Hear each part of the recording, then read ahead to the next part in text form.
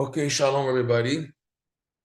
Before anything, I don't remember the full name, but this class is dedicated to the memory of SIMCHA OUAKNINE. I forgot her mother's name. SIMCHA but MASSOUDA, I think. But her last name was OUAKNINE. She passed away about a week and a half ago. This class is dedicated in her memory. She was a woman who was always happy, B'simcha. So may her neshama be included up there with all the tzaddikim in Gan Eden, in the Shita, the approach of the Baal Shem Tov, who said that he held about jumping into Gan Eden with sweaty hands, clapping and happy and dancing, and that way to enter Gan Eden out of simcha, not out of fear and punishment and retribution and all that attitude. This is the attitude of the Baal Shem Tov. Okay. With that said, we are continuing finally where we left off in the Likutey Moharan, lesson 27, paragraph number 7, and we will be entering the unbelievable concept of Keter. We already started talking about Keter, and we'll go over it. And the main thing that we're going to develop today is the concept of waiting, hamtana, waiting. That this is the whole key of the Keter. This is the goal of Simcha. The goal of joy is to get to this waiting period where you're able to wait properly. And in the waiting period, you do get doors opened in life. That's what the Keter does. The Keter is this wall, we're going to see. It's a type of a sphera that's a wall that purposely keeps you in waiting mode, waiting and waiting until when? Until you burst. That's a joke. But until you are ready, it's a test. The test is how long can you wait? For how long can you wait? And that's the key to see if you can wait properly, then you are entitled to all the treasures. The Ramak, Ramoshe Cordovero writes this, and other tzaddikim, that when it comes to perceiving Kabbalah and what's beyond Kabbalah, like what we're dealing with, Chassidut, a lot of waiting is needed. Things don't come just like that on a silver platter and in the beginning. You know, okay, Rabbi Nachman, give me your shot. Give me everything you have. That's not how it works. That's not how it works. Everything is patience. And you say, how long you want me to wait? I'm waiting a year, 5 years, 10 years, 20 years. You got to wait. You got to wait and wait and wait until they open the door. Patience is what makes a person more than any other thing in life. It's his ability to endure, which means patience. Endurance is how much you can be waiting and waiting and waiting until the doors open. Sometimes it seems unbearable, but they only send it to you because they know you can handle it. If you couldn't handle it, they wouldn't send you this test of waiting and waiting and waiting. Okay, so this is the idea of savlanut, hamtana, we're going to see now. Let's now go back to the beginning of the paragraph. Again, this paragraph 7 and 8 are very, very deep. This is the deepest part of the lesson. It's the goal of the lesson. This is the fruits of Simcha. What does Simcha do to you? It brings you to this gateway over here. It brings you to the ability to have the patience and then open up the doors of the infinite light, which, what does that mean on a practical level? That means that what you're stuck in life, all the challenges that you feel stuck and you don't know a way out, the Keter, the infinite light, is meant to give you an advice and an avenue and a way out to bypass. It's a whole test of how much you can handle not to give up. The majority of people in the world, unfortunately, have given up. Now, why did they give up? Because they're not happy. It's very simple. If there was simcha in a person's life, if they were so appreciative of everything happening, they wouldn't give up. The thing that people do give up, is because a lack of simcha in their life. That's the whole. That's in a basic summary. That's what this he's getting into now. So, if you remember, beginning of paragraph 7, this was deep Kabbalah here. Will be pnimiyut birchaan, from the inner essence of the blessing, which means in Kabbalistic terminology. Again, this is a bit high. It's the pnimiyut, the innerness of what's called malchut of Yetzirah. That translates on a practical level. The inner essence of the emunah that you display with the combination of knowledge. In other words, you're making emunah as your goal in learning Torah, in intellect, and trying to understand what Hashem wants of you. You're making as your goal, not that, I should understand, But you should understand how much you don't understand. In other words, you're trying to reach a higher level in order to perceive much more how much you don't know. Tachlit hayediyah asher lo neda. The goal of knowledge is not to know, because Hashem is infinite. As much as you try to know about Him, you're not going to know Him. So why advance in the first place? Because there's levels of faith, of emunah. Your level of emunah is enhanced by how much more you push up your level of intellect. The more you know Torah, the more you know of what's out there, the more you are opened up to realize how much you don't know. As opposed to the guy who knows nothing, he doesn't know what's out there. He hasn't tasted even a bit, so he has limited emunah. But now when you enhance your awareness, and the enhanced awareness gives you a bigger perspective of what's out there and how much you don't know, so now your emunah is enhanced automatically, okay? So the Pinimiyuta Bircha'an, he calls it again, the refined aspect of the blessings, because this is a new level of emunah we're going to go into. He's going to reveal a term coming up in this paragraph. It's called Amon Mufla. We're not there yet. This is so unbelievable. I have no words. How deep, how powerful is this term that Rabbi Nachman just throws in? He says towards, like if you see in this paragraph coming up, V'gam sham tzarich emunah, and even in the Keter, you need emunah, b'vchinat amon mufla. What in the world is this term amon mufla? And it's something so deep in the Tikkun Zohar, in the Midrash, but we'll get there. At first, he's saying now, there's two levels of emunah. There's the actual external part of the bracha, which is what you fill in with the blessing of the intellect with emunah. That's the initial emunah. That enables you now to go up a level to now receive the Keter, which he's going to explain what the Keter is. And even there, you need emunah. That's called Dakuta Birchan. Watch. I'll explain carefully. From the inner essence of the blessings, which is the Keter, he said in the previous paragraph 6, the Keter is when you join your intellect with emunah from a higher dimension. The emunah from what's called the Malchut of Yitzhak, like we said earlier, you take that down, put it in your sechel. The simcha that you've done in life has expanded your intellectual capacity to perceive Hashem, because you've chosen that. You've chosen to, with your sechel, to perceive Hashem. Now in that, you're putting emunah. Where's this emunah from? It's from a higher level, because that is the definition of emunah. Emunah is on what in which my mind cannot comprehend, above my level, there I resort to emunah mode. So I'm taking emunah for things which are beyond me, and how do I relate to them? With emunah, not with intellect. I don't try to figure it out. I just align emunah because it's above my level. So this emunah is coming up from, we said, Malchut of Yitzhak, but the external. We said, if you remember in a previous class, that every sphere has what's called the Pnimi and the Chitzon, the internal part and the external part. In the case of this Malchut Yitzhak, both external and internal, they're both emunah, but they're two parts of emunah. The initial part of emunah comes from the external part, which goes down with the intellect, Chokhmah bin Adat. A person's intellect is now advanced to perceive Hashem. I know this is a bit deep, but we're trying to get to a point here.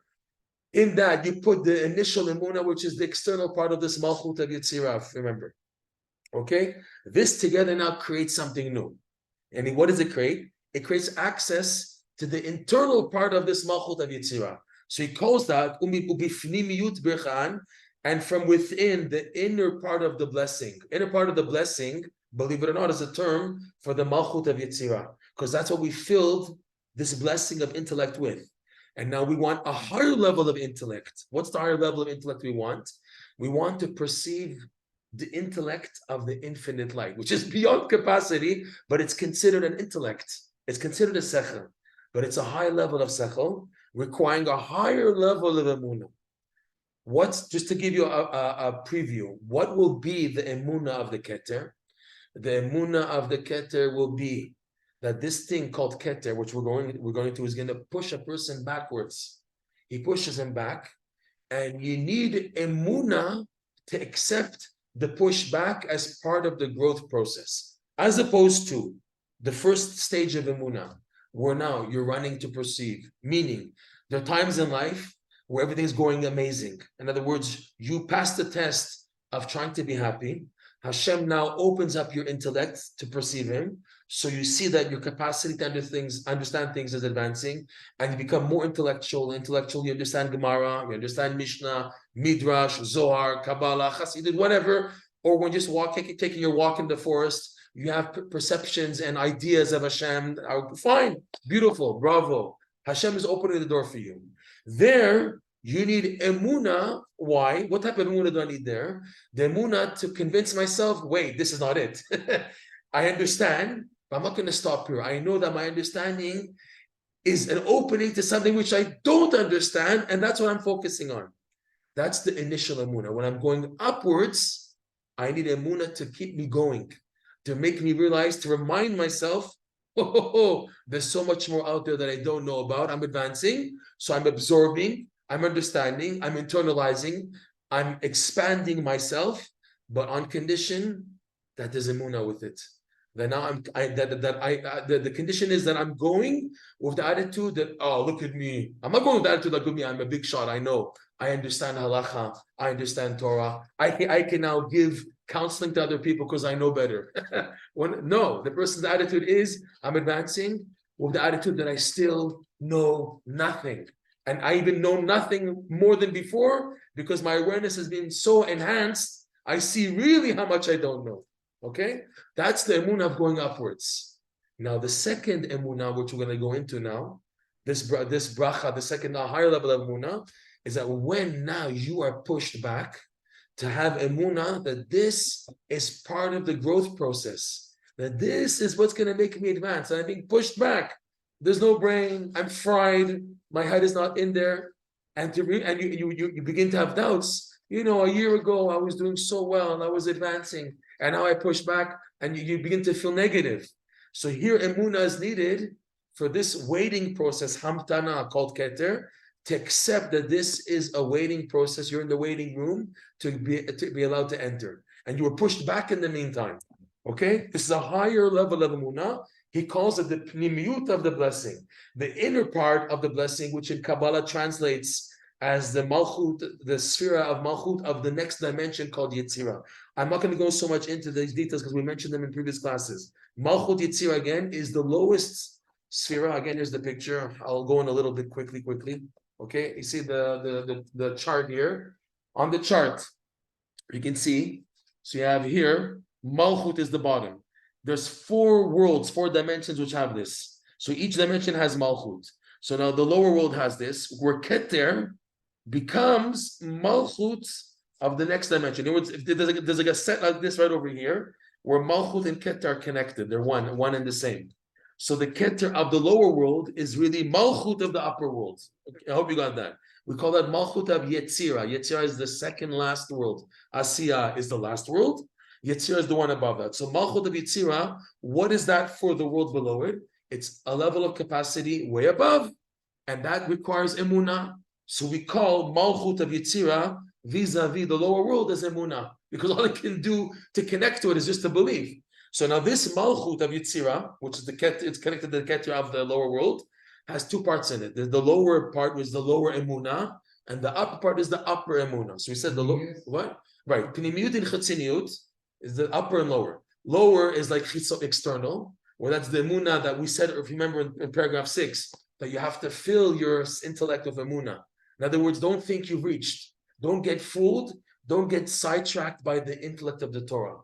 Again, you see, it's very easy to walk into a Jewish bookstore and buy all the art scroll books and say to yourself, I'm going to spend the rest of my life just reading art scroll books and internalize intellectual the Torah. And you think that that's it. That's the goal. No, that is a stepping stone for emunah. In other words, I'm learning with the intent of filling in my brain, my intellect, with emunah. I'm learning, yes, intellect, chokhmah bin adat, yes, okay, we're not denying that. But my goal is to put it in emunah. So I'm learning Torah for something higher. Once you've done that, you've succeeded in internalizing emunah and your dat. So now you're ready to access the higher level of emunah, which is called the pnimiyut, the internal part of this higher level of emunah called Malchut of Yetzirah, which is a different type of emunah. It's the emunah needed in the waiting process. The waiting process. This is where most people fall in life, and this is the higher level of emunah. So let's see it in context. So the wording is like this from Rabbi Nachman. Ubipnimiyut bircha'an, from the internal part of the blessings. Bircha'an is blessings, because it's plural. There was the first, we went into this, there was the initial blessing of the sechel, filling that with emunah, and now a higher level of intellect, which we see is called the keter, where you need a higher level of emunah. So dakuta bircha'an, it's the refined part of the blessing, because now it's a step further now in refining your intellect. Again, Torah study, absorbing, that's no problem. That's the initial stage of learning Torah, fixing time, general Torah study. We're talking now of a level of perceiving the infinite light that you won't buy in an art school book. You won't find infinite light concepts or intellect in a book. That is something that you have to work for to develop, B'ezrat Hashem. Okay? So he's explaining, Rabbi Nachman, how to get to this. But remember, all of this happens by being b'simcha. That's the chidush here. Rabbi Nachman is showing, because what this does is such a healing. It's a healing when you have access to infinite light awareness, which gives you guidelines for all the challenges of life. That's the biggest gift of life. That's the biggest gift. To just know what the right thing, what to do, the right attitude, the right perspective, that's the biggest gift. When I'm stuck in a challenge, I don't know what to do. And I can ask 500 rabbis, 500 guidance, I'll get different answers. And even if I follow Rabbi Nachman's advice, I still need to know how to get to, what I have to get to. Here, Rabbi Nachman's teaching us, if you work so much on making simcha your foundation of life, no matter what, nothing will push you from the simcha, even if you fall. But you know that the goal for me is to work on simcha. I don't care about anything else. I want to invest in the simcha. This gives you this backbone, solid foundation to get to this, to get to the keter, the infinite light, and what it's going to give to you. It's a process, fine, he's telling you.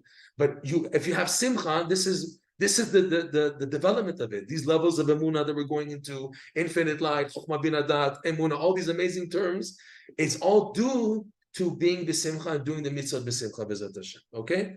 Again, ubifnimiyut bircha'am, from the inner essence of the blessings, which is shehu dakut, the refined part of the blessings, which is what we want to get to. We want to get to the refined part, the best of the best. From that is blessed, nitbarech mehem,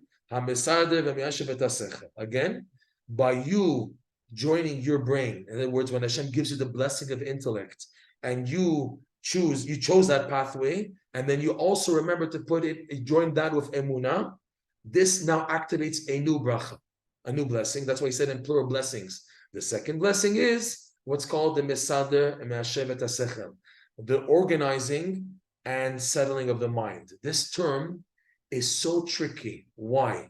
You're going to see in this lesson, you're going to see also in Rav Noson's prayer on the lesson, and in the abridged Likutey Moharan version of this lesson, and in Rav Noson's discourses in Likutey Halachot, that he switches it sometimes. It's crazy. Sometimes he says, and again, Rav Noson and Rabbi Nachman also, you're going to see coming up, sometimes he says, first, the mesader, the structuring, and then number two, the settling of the mind.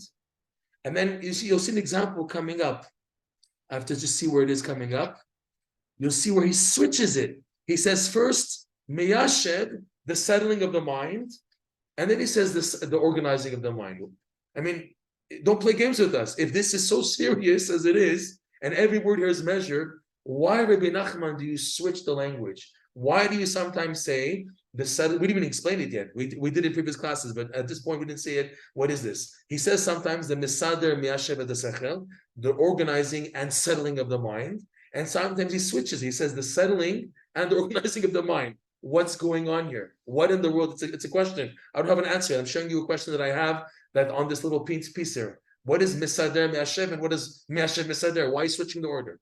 Let's just go with the flow at this point. He says here that by, again, joining your brain with emunah, which means that you make emunah as your goal in learning Torah. The goal of your Torah study is not to know. The goal of your Torah study is how much I don't know. Why that? Tenhat emunah, because you can never fully know Hashem. Hashem wants you to maximize how much you get to know Him, but what happens in that process is you're more aware how much you don't know. That's what Hashem wants. Hashem wants you to be running on an endless running of emunah, intellect emunah, and it doesn't end. What did you gain? Higher levels of emunah. That's what Hashem wants. And when you have higher levels of emunah, it's meant to enhance everything. Your davening, your faith, your emunah, your Torah observance, your mitzvot, your trust in Hashem, everything is enhanced when this emunah inside of you is enhanced. That's the greatest gift, okay? When you have that, you get a blessing. The blessing is that your intellect becomes settled and structured. Because until now, it's not settled and structured. It's not structured and settled, whatever you want to say. It's on MASSOUDA and MANUSHA. Why? Because we said this many times already. When you are in absorbing mode, when you're just taking another page of Gemara, another halach, another Mishnah, another Torah lesson, another Torah class, and you're always absorbing, okay? So your brain needs a time to settle everything. It doesn't happen by itself. It doesn't, okay, I'm going to put the YouTube class that I saw last week on Tuesday from this rabbi from Bnei Brak. Okay, it goes, he spoke about Parnasa and Emunah issues, so my brain will automatically put it in that section. When you're in absorbing mode, it doesn't do that, your brain. You absorb, it's like we give the analogy that there's a warehouse, and the guy in the owner of the warehouse made like 25 orders from different companies. So the trucks are coming one after the next. So the first truck comes to unload. So you don't have time because the second truck is coming. So you say to the first truck, okay, just put your stuff here, unload here, because I don't know where to tell you yet where to put the stock. Put the stock here, and afterwards my workers will put it in the right area. The second truck, he comes unloading, and you have no time to tell him where to put it either. So you go put everything here. So your inventory is coming in, but you don't yet have the time. You need a time of Yishuv Adat, it's called. You need a time to take a break. Okay, let's take a break to give you a capacity to now make a settling. So that's what happens when a person is learning a Torah. A person now is on the go, on a regular 6-weekday schedule or 5-weekday schedule. So an observant Jew who has times for Torah study. So he's on a schedule. Okay, I have now from 6:30 to 7 to have my Mishnah class. And then from 7 to 7:30, I have to have the Gemara. And then the Halacha, okay? A person has his schedule. And while he's learning, he doesn't necessarily have to take time to reflect what he's learning. He needs another time for that. Now I'm now from 9 to 5 working, it's absorbing all my Torah study. I need a second time for that to make it settled, okay? So that's what he's saying here, is that number one, you have that time, but you need a blessing for it to do the right thing. You need a bracha that your brain will properly put the pieces in the right place, because there is another danger. The other danger is that you can take the Torah study that you've absorbed and misinterpret it. You can put it in the wrong place. If you don't have the proper settling of the mind, you can hear a beautiful Torah class from some big rabbi from Lakewood, whatever, okay? But you missed the point. You missed the point. You took it and then to interpret it in the wrong attitude, which maybe go even against halacha. How could that be? Because you may have had your mind settled to now, okay, you took notes on the class, okay, I saw what he said, but you didn't configure it and put it in the right places. You need a bracha in the Yishuv Adat, meaning what? That when you have a calmness of the mind to reflect what you're absorbing, the blessing to have understood it properly, so my mind could put it in the subconscious areas, in the right areas, so that I will understand it properly. For this, you need a bracha. It doesn't happen automatic. Okay, I took a class that's like a university, like a person taking a university course. He's taking notes. Okay, let's see now the general picture of the economics and everything. He makes a summary. Torah study is not like that. Torah study, for the sake of emunah, for the sake of Hashem, it has to be properly absorbed, properly understood. So you need a bracha, you need a blessing that the mind properly structures, organizes, misader, and is properly meyushav, settled, in order that the intellect that you absorb in the Torah can go in the proper place. Don't forget the famous teaching of the rabbis: Zacha nasa lo sam chaim, lo zacha nasa lo sam mavet. That if you merit, the Torah becomes a portion of life. The Torah, and if you don't merit, the same Torah, the Torah from Moshe Rabbeinu, the Gemara, the Midrash, the Zohar, etc., becomes a portion of death. How could that be? Isn't Torah something positive? Yes, but it depends on your vessel, how you shape it. So because of that, he's saying here, you need a blessing that you properly misader and mayashav the intellect that you've absorbed. Okay, so that's what he says. Indeed, barech mehem. Thanks to joining emuna with my sechel, this emuna guarantees. I mentioned something funny. that there's a big Sephardic rabbi here in Yerushalayim who's always talking about the importance of learning halacha, which is amazing because we know Rabbi Nachman was very staunch about learning halacha.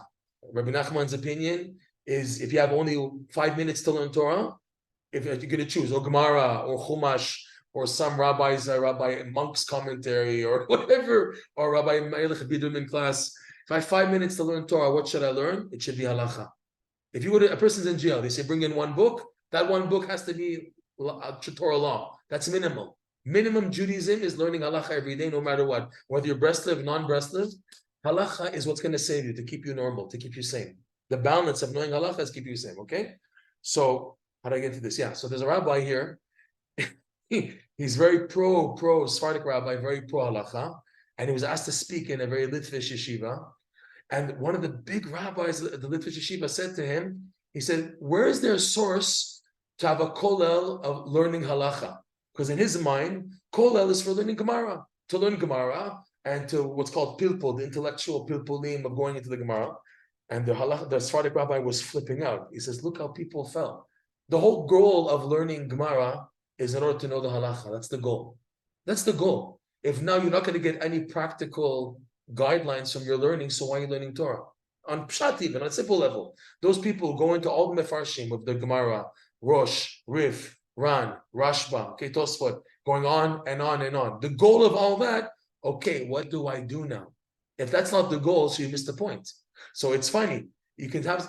I understood what this rabbi is saying. That he was laughing at this Litvish rabbi who was saying, where's there a source to have a kollel for halacha? You learn Gemara. So you don't learn halacha? Where in the world do we hear such a thing? The goal of all Torah, the combination, is to know what to do. That's why there's a code of Jewish law. That's why the Rambam wrote the Rambam. The Tur wrote the Tur. The Smag, all these books of halacha is to codify. Why they need to codify? Because that's the goal. That's the goal. So he was just amazed how someone with Torah knowledge he said his wording was so funny. He says shibush, the person had a mix up and messed up in his mind, even though he's a big rabbi. But just to show you that there's no guarantee that even in the Torah world, the religious world, you can have different opinions which will go against the truth. You have to be strong. How do you have that? This is what Rabbi Nachman is telling us. Intellect with emunah, you're on the right track. If you take away that emunah, there's no bracha afterwards, and you don't have the blessing of settling and organizing the mind. There's no structure and organization of the mind, which means if there's no blessing in that, you are misunderstanding. Yes, it can be that a person can be a Torah giant, and he missed the point. It's scary. If someone, he invested 20, 30, 40 years learning Torah, learning, and he missed the point. Because lacking one factor of emunah, one factor of basic emunah, and always emunah being there, yes, you can have a situation of a big, giant rabbi, Rosh Hashiva, everything, all the credentials, finished Shas many times and everything, and he missed the point. It's scary. But this is what Rabbi Nachman is pointing at. You need a blessing in the Mesader Miyashav Sechel, which comes about if you have the joining of emunah with intellect. To go on, and he says, Shehi bechinat Keter. This is what the Keter is. See, the Keter, on a pshat, simple explanation, what is a crown? A crown, okay, it's a hat, it's a covering, it's a sign of authority. But what the crown actually does, it surrounds the brain. The king puts the crown on his head, and it makes like a limitation. The crown is an expression of the king's control. In other words, he has control and rulership, sovereignty. Why? Because he knows his place. The king, a powerful king, he knows how to exercise his strength because he knows how to use his strength within his own human limitations. That's the idea of a crown. So the crown, in a sense, is like misader, it organizes and structures the mind. It makes like a boundary. Okay, let's now keep everything with like the warehouse analogy that we gave earlier. The guy with the warehouse, he tells the trucks, okay, no more trucks for now. We have to organize all the stock, all the inventory to put everything in its place. The crown does that. The crown is like surrounding, so to speak, the brain, the keter, as if we don't let any more information in until now things are organized. That's the idea of a crown. It's a hat covering the brain, as if to say, we're putting a blockage here right now in order to give us time to make inventory properly, to settle the mind, and to organize it and structure it. So he's saying this is Bechinat Keter. So now we went into this last class. Bechinat ve'yeh imecha v'avarecheka. We went into this verse, if you remember, we started going into this verse. He's saying all this, the proof to this idea is by Yitzchak. That Yitzchak, when he saw the drought, you remember the story in Parashat Toldot, that Yitzchak, now Avram passed away already. Yitzchak had already Yaakov and Esav, and there was a famine. Yitzchak thought to go down to Egypt, just like his father did. Why did Yitzchak think to go down to Egypt like Avram Avinu? He thought maybe his job now is to go back into exile and to collect holy sparks. Hashem says, no, Gur ba'aretz hazot, you're going to have to live Gur. It's amazing. The commentaries say that from the word Gur, live in this land, is hinted his job. What did Yitzchak do? It says in the Midrash, he did like his father did, but he did in the Holy Land. He made converts. The word Gur is like ger, convert. Unbelievable. Gur ba'aretz hazot, Yitzchak and Rivka also were involved in making converts, but not to the extent from the diaspora into the Holy Land. In the Holy Land itself, with the people who were living in the land of Canaan, his job was to make converts. We went into this last class, if you remember, the whole idea of the Beirut, right? You remember the wells that were clogged up by the Philistines, and Yitzchak reopened them. Avraham, he dug open wells. The wells correspond to the well springs of the Torah, of knowledge, okay? And the Plishtim closed them up, right? Plishtim, if you remember, represented a distorted intellect, mefulash. If you remember, went into this. Plishtim, Philistines, is from the language of being mefulash, which means open from end to end. In other words, no barriers, just open Torah, free for all, exposure to the highest levels of the Torah without any obstacles and waiting period. That's wrong. That's bad. That person will have a crash. If there's too much light in the Torah absorption, then a person will crash. That's Plishtim, Philistines mefulash, which means open from end to end. They're the ones who clogged the Be'er. Avraham, who knew how to properly disseminate the well springs of the Torah. So he dug open wells is well springs of the Torah. They were clogged up. Rav Nosson explains this by the Philistines. Yitzchak reopened them because he's doing the same job now. Okay, that's why he went to the land of Gerar. Gerar, the Midrash says, was to make converts there. Gerim, unbelievable. To make people under the wings of the Torah. That's why it's called Gerar. Also to gorer, to drag people into Judaism, into Yiddishkeit, into Emunah. Unbelievable. Okay. So now Hashem's wording to Yitzchak was, stay in this land, and I will be with you, and I will bless you. What's Rabbi Nachman's proof? Is Hashem is saying, I will be with you. It happens to be that these four letters, Aleph, Hey, Yud, Hey, is also one of Hashem's names. Each sphera of the 10 sphirot has an associated name of Hashem, which relates the level of energy connected to that sphere. Keter, the holy name of Hashem associated with Keter, is called Aleph, Hey, Yud, Hey. We pronounce it Ekyeh, right? Or in the Pasuk version, Eyeh, Asher Eyeh. Hashem told Moshe Rabbeinu in the burning bush, I will be with them as I was already. Okay? But to explain, what in the world does Aleph, Hey, Yud, Hey, which translates as I will be, have to do with Keter? That's what he's going to say coming up. Keter Lashon Hamtana. Keter means to wait. When you say the term Eheyeh, it's Hashem saying that, right? Eheyeh. But it's an energy level that he manifests into the receiver, which means you want to perceive the level of Keter, you have to wait. It's not now. Yud-Kei Vav-Kei is what? Haya, Hove, V'yeh. The name of Hashem, Yud-Kei Vav-Kei, is all present. The past, present, future. Ekyeh is only the future. I will be, okay? And that's the name associated with Keter. That's what he's saying here.